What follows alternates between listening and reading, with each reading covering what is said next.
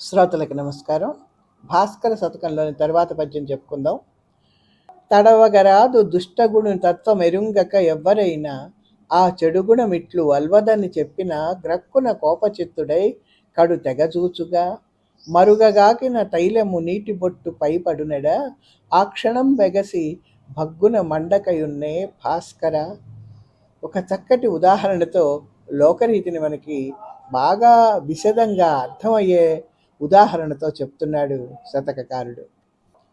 బాగా కాగినటువంటి నూనె మీద ఒక నీటి చుక్క పడితే ఏమవుతుంది?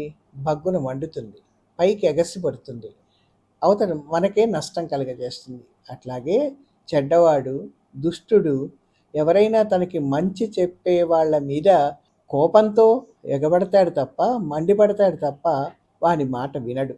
అట్లాంటి వాడి జోలికి పోకూడదని మనకి పద్యం తెలియచెప్తోంది.